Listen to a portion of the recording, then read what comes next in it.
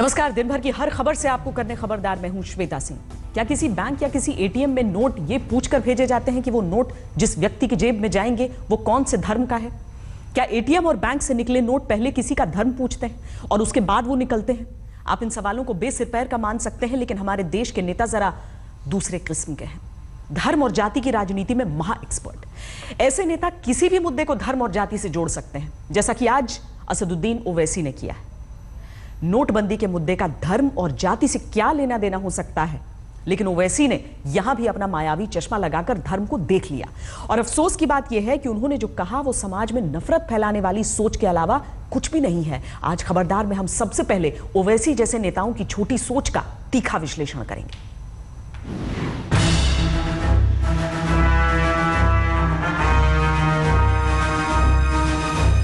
अब ये मत पूछिए कि नोटबंदी में भी हिंदू मुसलमान कौन कर सकता है। चेहरा सामने है, हमारे मुस्लिम इलाकों में बैंक नहीं खोलते। बातें सामने हैं, सुन लीजिए। और ये भी जान लीजिए कि ये देश की संसद में बैठने वाले माननीय सांसद हैं, जो अपनी राजनीति के लिए किसी भी मुद्दे पर हिंदू मुसलमान करने से नहीं चूकते।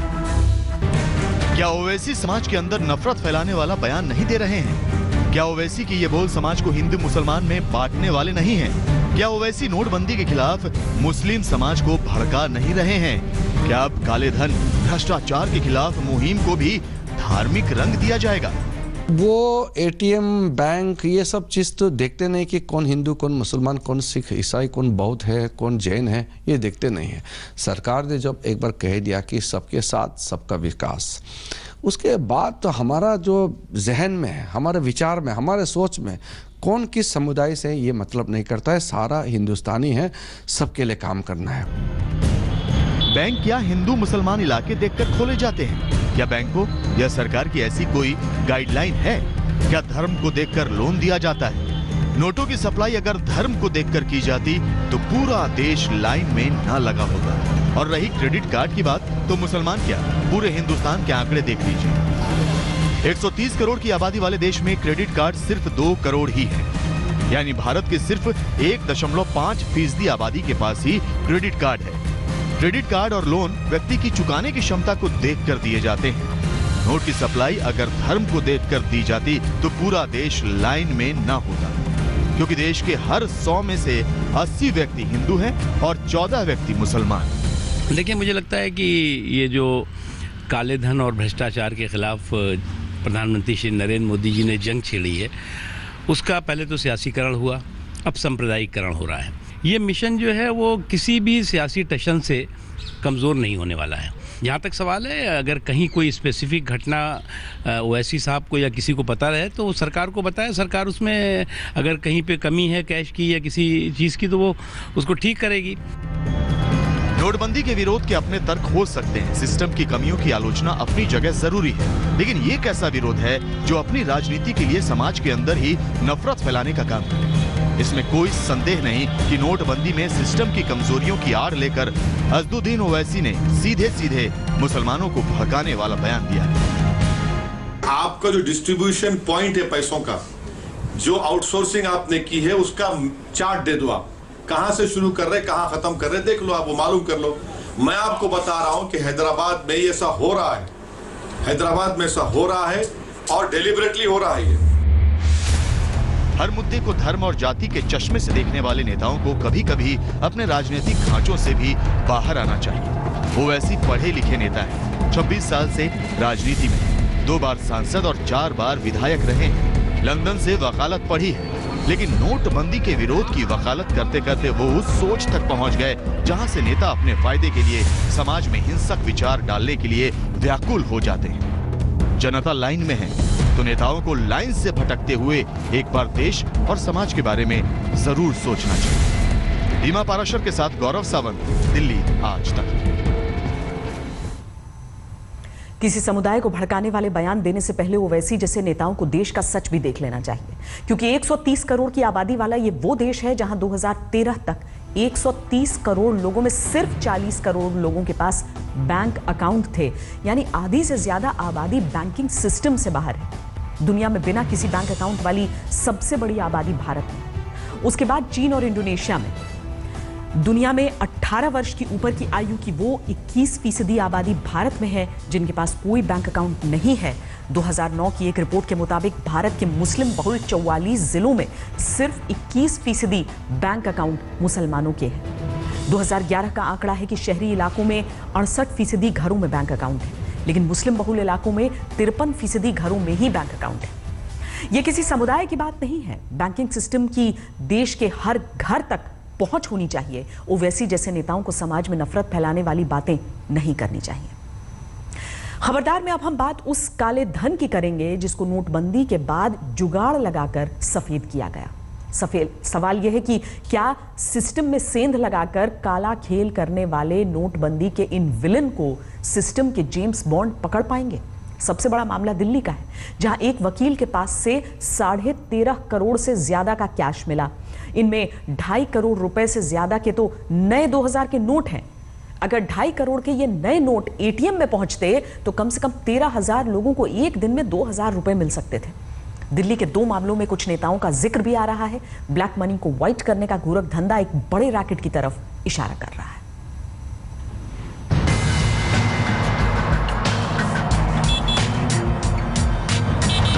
बैंक वाले जेल में जा रहे हैं,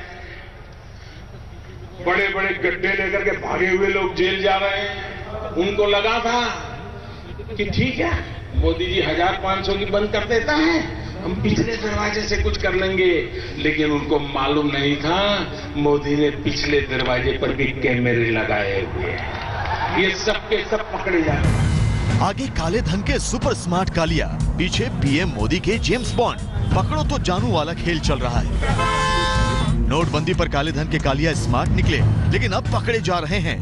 दिल्ली में काले कुबेर कहे जा रहे वकील रोहित टंडन का केस इसकी सबसे बड़ी मिसाल है, जहां 13.5 करोड़ रुपए से ज्यादा का कैश पकड़ा गया था। 13.5 करोड़ रुपए में 2 करोड़ 60 लाख नए 2000 के नोट थे। इसमें 7 करोड़ रुपए के तो 1000 रुपए के पुराने नोट भी बरामद हुए। 100 रुपए के नोट के 3 करोड़ रुपए भी इन्हीं के साथ बरामद हुए। सर ये बताइए कितनी रिकवरी हुई अब तक? 13.5 हुआ। अच्छा, इसमें अभी किसी गिरफ्तारी तो नहीं हुई है? कितनी करेंसी नई है इसमें? इन्होंने कोई एविडेंस मालूम पड़ जाए। अच्छा सर, थोड़ी सी इन्वेस्टिगेशन कंक्लूड नहीं हुआ एक चीज बता दें सिर्फ कि इसमें किस किस का नाम लिया इन्होंने? किसी बिल्डर का नाम लिया है? हम आपको रोहित टंडन के बारे में भी बता देते हैं, जिसकी संपत्ति के बारे में जानकर खुद इनकम टैक्स विभाग के अधिकारी चौंक गए हैं। रोहित टंडन का दुबई में एक घर है, दिल्ली के छतरपुर में 2 फार्म हाउस और दिल्ली के पंचशील में 2 घर। रोहित टंडन का दिल्ली के जोरबाग में 100 करोड़ रुपए की कीमत का बंगला है, जो पिछले साल ही खरीदा गया है। टंडन का परिवार वकीलों का परिवार है। उसके पिता हरियाणा और चंडीगढ़ में जज भी रहे हैं। टंडन ने अपने बेटे की शादी पिछले साल की थी, जिसमें 100 करोड़ रुपए खर्च किए थे। रोहित टंडन के भारत में 18 बैंक अकाउंट हैं और उसकी कंपनी अक्टूबर में भी जांच के घेरे में आई थी। साउथ दिल्ली के पॉश इलाके में GK1 का ये वही जगह है जहां पर इनकम टैक्स डिपार्टमेंट ने दिल्ली क्राइम ब्रांच के साथ रेड डाली थी और यहां करोड़ों रुपए की नकदी बरामद हुई थी, जिसमें पुराने और नए नोट थे। और पता चला कि रोहित टंडन नाम का आदमी है जिसकी लॉ फर्म है, उसके पैसे हैं। बाद में कल शाम को रोहित टंडन इनकम टैक्स के अधिकारियों के साथ यहाँ आया, जिसके बाद से पूछताछ की जा रही है। बताया जा रहा है कि करीब अभी तक 18 खाते उसने स्वीकार किए हैं कि उसके हैं और विदेश में भी खाता हो सकता है, जिसकी जांच की जा रही है। उसने ये भी बताया कि इन पैसों में तमाम पैसा गाजियाबाद के एक बिल्डर का भी है और उसके पूर्व केंद्रीय मंत्री से भी संपर्क बताया जा रहा है। दिल्ली में रोहित टंडन का केस और एक्सिस बैंक के अधिकारियों द्वारा हेराफेरी के मामले, जिसमें 44 फर्जी बैंक खातों द्वारा करोड़ों रुपए का काला धन ठिकाने लगाने के आरोप लगे हैं। ये दोनों मामले बताते हैं कि किस तरह से काले धन को सफेद करने वाले कालिया नोटबंदी पर सुपर स्मार्ट निकले। एक्सिस बैंक के मामले में कुछ राजनेता भी जांच के घेरे में हैं। सवाल ये है कि क्या ये काला खेल करने वाले पकड़ में आएंगे?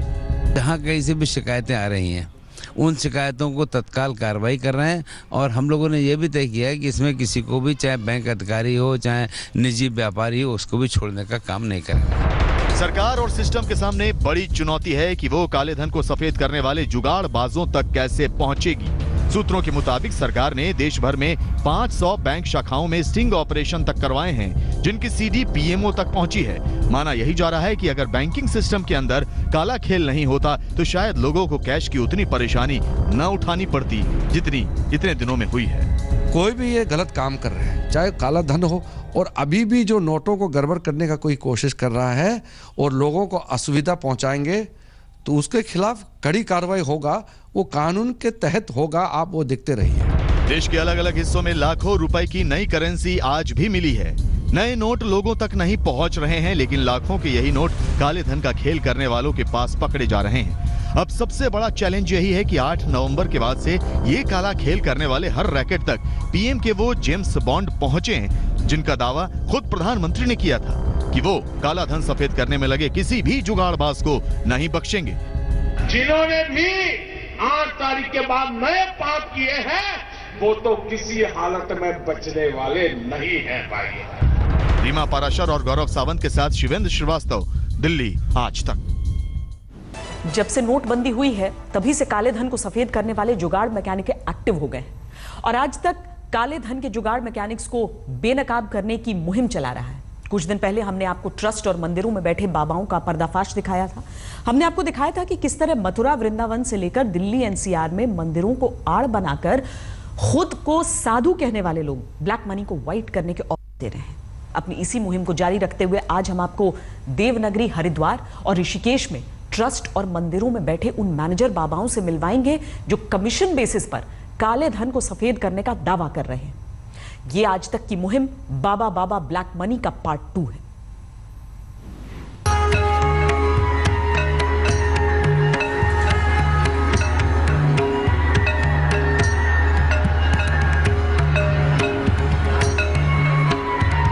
मोक्ष का द्वार, देवनगरी, हरिद्वार। मान्यता है कि हरिद्वार में हर की पौड़ी में एक डुबकी जन्म जन्मांतर के पाप धो देती है। लेकिन नोटबंदी के बाद देवनगरी, हरिद्वार और ऋषिकेश में बने आश्रम और मंदिर ब्लैक मनी के जुगाड़ मैकेनिक बने बाबाओं के अड्डे बन गए हैं।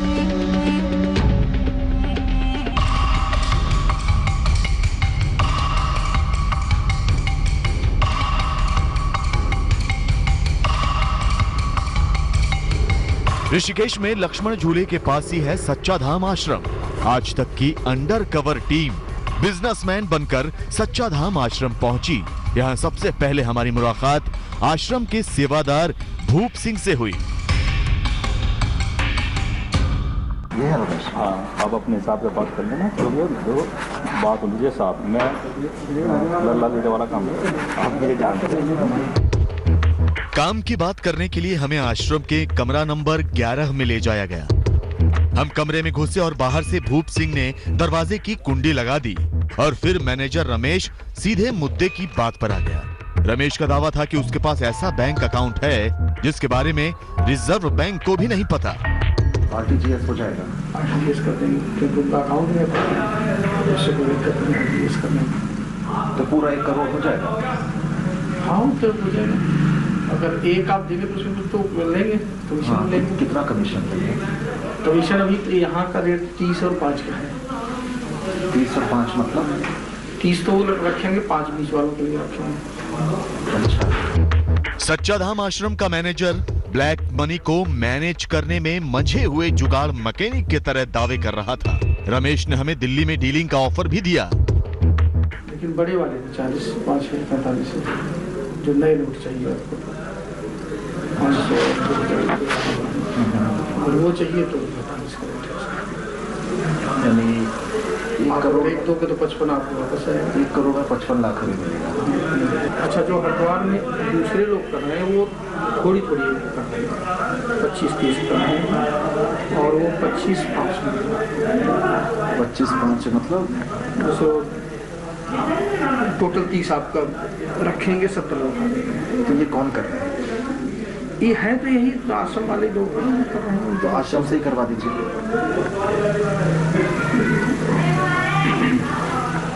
लाना ले जाना आपको काम। ठीक है, जगह बता देंगे। ठीक है। आश्रम के मैनेजर रमेश से हमारी डीलिंग चल ही रही थी कि तभी रमेश को एक फोन आया। सुनिए क्या बात हुई। कितना है वहाँ? अच्छा, वहाँ का तो मेरे नहीं, वहाँ का तो मेरा कोई है नहीं जानने वाला। अगर इधर का दिल्ली उल्ली का हो तो बताओ। और अगर यहाँ कोई है तुम्हारे पास तो दिल्ली और आगरा में है, अपने पास हरिद्वार में है, हरिद्वार वाला आरटीजीएस कर देगा, नगर लाने की जरूरत नहीं, उसको दे आओ बस किसी तरह से, वो आरटीजीएस कर देगा और वो परसेंट भी नहीं लेगा, अपना अपना पैसा बना लेगा। जो पैसा उसके एक अलग अकाउंट में है उसमें 10-20% भी दे देगा। आश्रम के मैनेजर को जब पक्का यकीन हो गया तो उसने हमारी मुलाकात करवाई आर त्यागी से।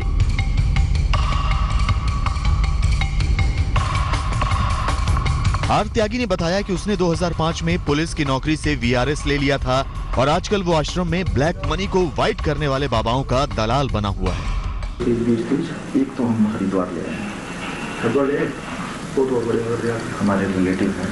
अच्छा, तो हरिद्वार में सवेरे करवा दे रहा हूँ। अच्छा, कैसे करवाएंगे? आप बताओ, आरटीजीएस लेना चाहते हैं, कैश लेना चाहते हैं? कैश करवा दीजिए।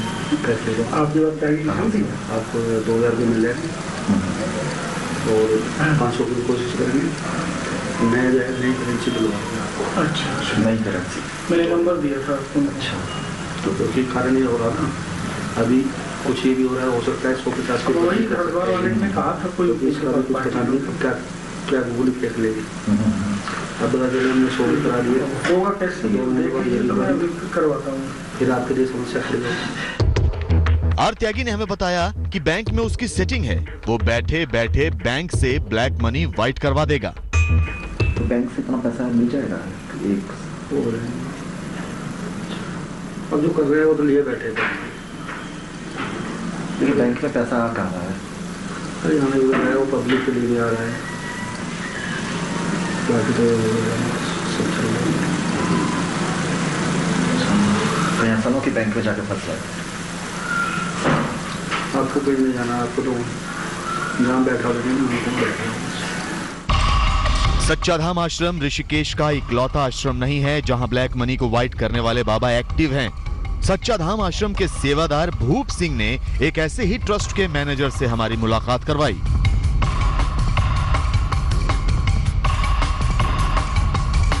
जयप्रकाश से हमारी मुलाकात सच्चा धाम आश्रम में ही हुई। भूप सिंह ने उसे फोन करके हमसे मिलने के लिए बुलाया। मैनेजर कर सकता है क्या? बस ऐसा कितना जो भी होगा दान हो जाए, कुछ हमें मिल जाए। मैं तो दोस्तों से करवा दूंगा, तो क्यों चिंता कर रहे हैं? खाली कमले वाला जैसा कर सकता है, जैसे भी। कितना है? 1 करोड़। मैं फोन करके बताता हूँ। कुछ सेकंड बाद जयप्रकाश कमरे में वापस लौटा। वो चाहता था कि हम अपने काले धन को ट्रस्ट के बजाय बाहर से वाइट करवा लें। हमने इनकार किया तो वो खुद ही काली कमाई वाले ट्रस्ट की पोल खोलने लगा। ट्रस्ट वाले जितने बदमाश होते हैं ना, उतना कोई नहीं। ये इसको भी बता रहा हूँ मैं, जो रंजित को भी बता रहा हूँ कि आपको खा के ढका नहीं लेगा, लेकिन कोई प्राइवेट वाले से संपर्क करोगे ना तो आपको, मैं करूँगा, मेरी जिम्मेवारी नहीं है, वो आपको मिलेगा। टैक्स वाले बहुत बदमाश हो गया। आपको पता 8 तारीख के बाद से हमारी तालिका में रसीद नहीं कट रही है। क्यों? सब ब्लैक मनी वाले 8 तारीख की रसीद कटवा रहे हैं, 10 तारीख को वो हुआ ना। मैं आपको बता रहा हूँ ये चीज। देवनगरी, हरिद्वार और ऋषिकेश में ब्लैक मनी के जुगाड़ मैकेनिक बने मैनेजर बाबाओं के पाप की पोल खोलने वाला ये खुलासा अभी जारी रहेगा। Amit Kumar Chaudhary, special investigation team, Aaj Tak. ईश्वर में आस्था रखने वाले भक्त मंदिरों और धार्मिक संस्थाओं को पुण्य कमाने का जरिया मानते हैं, लेकिन नोटबंदी के दौर को मंदिरों और धार्मिक संस्थाओं के मैनेजर बने बैठे बाबाओं ने काले धन को सफेद कर पैसा कमाने का जरिया बना लिया। खबरदार में अब हम आपके सामने काले धन के जुगाड़ मैकेनिक बन चुके बाबाओं को बेनकाब कर रहे हैं, जो हरिद्वार और ऋषिकेश में आश्रमों और मंदिरों की आड़ में अपना धंधा चमका रहे हैं। अब हम आपको ऋषिकेश के एक बड़े आश्रम और हरिद्वार में हर की पौड़ी पर मशहूर गंगा आरती आयोजित करने वाली धार्मिक संस्थाओं के उन मैनेजर बाबाओं से मिलवाते हैं जो ब्लैक मनी को वाइट करने का दावा करते हैं।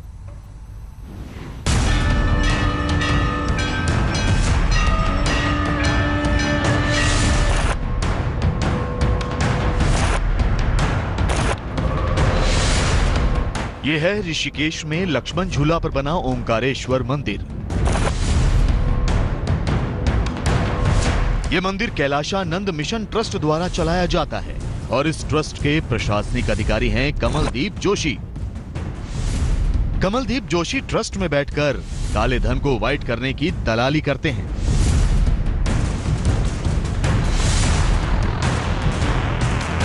तो कुछ कर सकते हैं हम आपके लिए, मतलब हम आपका एक काम बाहर काम कर सकते हैं। आपका बाहर 10-20% बाहर की कर लेंगे, इतना 10-20% जहाँ तक हो पाएगा।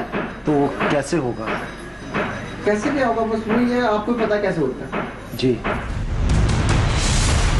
कमलदीप जोशी ने ये नहीं बताया कि ब्लैक को व्हाइट कैसे करेंगे, लेकिन जब हम उनसे दोबारा मिले तो वो अपनी पूरी टीम के साथ काले धन को सफेद करने के लिए तैयार बैठे थे। क्या कैसे करेंगे फिर? यार देखो, हम लोग ने तय किया है क्योंकि हमारी टीम है। हाँ। टीम इन द सेंस के सारे ट्रस्ट के ही आदमी हैं। हाँ। ये हैं, भाई साहब हैं, मैं हूँ और ट्रस्टी लोग हैं, 2-3 ट्रस्टी लोग। तो हमने ये तय किया तकरीबन कितना तक खपा देंगे हम? अरविंद कितना खपा सकते हैं? भाई साहब, एक तो जब परसों बात हुई थी, एक तो लेट कर रहे हैं, आपको मालूम है रोज नए नियम बदल रहे हैं। अब तो एक ही बार नए नियम बदल रहे हैं, लेट कर रहे हैं चीज को। तो अपना ज्यादा लेट, क्योंकि आप समझ रहे हो, हम कोई भगवान तो नहीं, गुंजाइश भी छोड़ो ना कहीं ना कहीं। बार बार हमें डराया गया कि समय कम है, इसलिए हम तुरंत इनके ऑफर को मान लें। अब सुनिए काले धन का कारोबार करने वाले इन मैनेजर बाबा की कीमत क्या है। जो बंदा सबसे ज्यादा लेगा ना, वो उसका कहना है कि 50% पे लेंगे। देखो ऐसा है, अपना स्टाइल करो, जो आपके हाथ आ गया ना वो आपका है। बाकी ये है कि ये ट्रस्ट है भैया, हम हमारे हिस्से आपस में कितना बांट पाएंगे? सुनो, बांट कितना पाएंगे हम? 4-5 लाख बांट पाएंगे आपस में, 10-12-15 आदमी जो कुछ बटे। तो 5 लाख के चक्कर में मतलब ये मान लो आप क्या कम 50 खपा देंगे, 50-60 तक हम खपा देंगे। फिलहाल बात 60 लाख की हुई। इन्होंने हमें चेताया कि ये मंदिर या ट्रस्ट में नहीं मिलेंगे। इन्होंने डील की जगह तक तुरंत फिक्स कर दी। लेकिन हम फोन पे आपको कभी नहीं बताएंगे ना, हम आपको यहाँ मिलेंगे। ठीक है, हम मिलेंगे आउट एरिया, आउटर मिलेंगे, मतलब श्यामपुर साइड में या कहीं पे। इधर जाएंगे, ऑफिस में नहीं मिलेंगे, वहाँ मिल जाएंगे, मकान है वहीं कहीं मिल जाएंगे, लेकिन हम यहाँ नहीं मिलेंगे। क्योंकि देखो ऐसा ना, आजकल लोगों का ये भी है, हमारे को भी जितना डर आपको उतना डर हमारे को।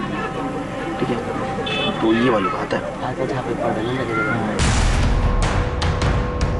आश्रमों को ब्लैक मनी को सफेद करने का अड्डा बनाए बैठे मैनेजर बाबाओं के पर्दाफाश का सिलसिला अभी थमा नहीं था। हम हरिद्वार में हर की पौड़ी पर पहुंचे। यहां हमारी मुलाकात हुई अवधेश झा से। अवधेश झा हरिद्वार में गंगा आरती कराने वाली संस्था गंगा सभा का सदस्य है। ये वही संस्था है जो हर की पौड़ी पर प्रसिद्ध गंगा आरती करवाती है। जैसे ही हमने ब्लैक मनी की बात की तो अवधेश ने तुरंत हमें मंदिर के अंदर आने को कहा। सर आप इधर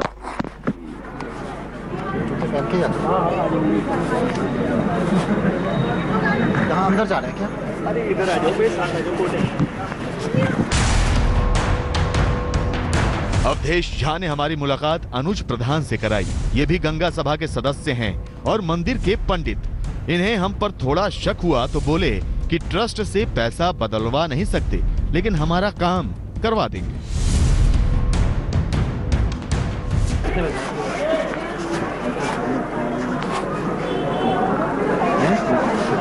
देखो संस्था में तो लग नहीं पाएगा, संस्था में तो बिल्कुल लग नहीं पाएगा, पर ये है कि आपकी व्यवस्था कहीं और से करवा देंगे।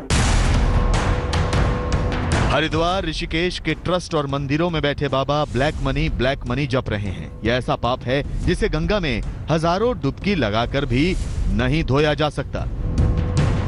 Amit Kumar Chaudhary, special investigation team, Aaj Tak. नोटबंदी को आज 34 दिन बीत गए। आम जनता अभी भी बैंकों और एटीएम के बाहर लाइनों में खड़ी है, लेकिन बेईमान लोग अपने काले धन को सफेद करने के जुगाड़ ढूंढ रहे हैं और काले धन के जुगाड़ मैकेनिक नोटबंदी के दौर में अपने फायदे का सौदा ढूंढ रहे हैं। ऑपरेशन बाबा ब्लैक मनी के जरिए आज तक ने धर्म की आड़ में अधर्म करने वाले बाबाओं को बेनकाब किया है। काले धन के जुगाड़ मैकेनिकों के खिलाफ हमारी ये मुहिम आगे भी जारी रहेगी। खबरदार में आज के लिए इतना ही। देश और दुनिया की बाकी खबरों के लिए आप देखते रहिए आज तक।